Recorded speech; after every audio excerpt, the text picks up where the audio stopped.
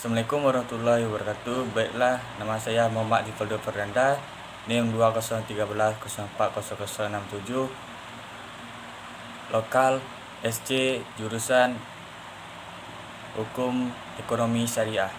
Sunnah sebagai kedua sumber hukum Islam. Pengertian sunnah dari secara etimologi adalah perbuatan yang semula belum pernah dilakukan kemudian diikuti oleh seseorang, baik perbuatan terpuji maupun tercela. Para ahli hadis, sunnah sama dengan hadis, yaitu suatu yang dinisbahkan oleh Rasulullah SAW, baik perkataan, perbuatan maupun sikap beliau tentang suatu peristiwa. B. Macam-macam sunnah. Pembagian sunnah dalam segi bentuknya: 1. Sunnah kauliyah, 2. Sunnah filiyah, 3. Sunnah takririyah. C. Periwayatan sunnah.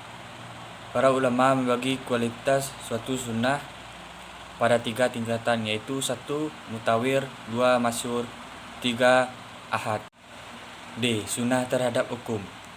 Dari segi dilalah, sunnah dibedakan menjadi kati dan zani.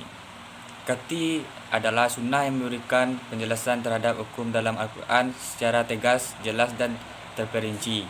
Zani adalah penunjukan yang tidak pasti, dikarenakan sunnah tidak memberikan penjelasan secara tegas dan terperinci. Fungsi sunnah: 1.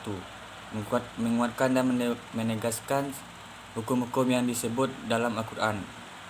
2. Memberikan penjelasan terhadap apa yang dimaksud dalam Al-Quran. 3. Menetapkan suatu hukum dalam sunnah yang secara jelas tidak terdapat dalam Al-Quran.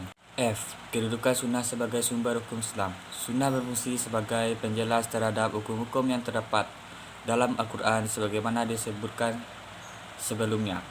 Dalam kedudukannya sebagai penjelas, sunnah kadang-kadang memperluas hukum dalam Al-Quran atau menetapkan sendiri hukum di luar apa yang ditentukan Allah dalam Al-Quran.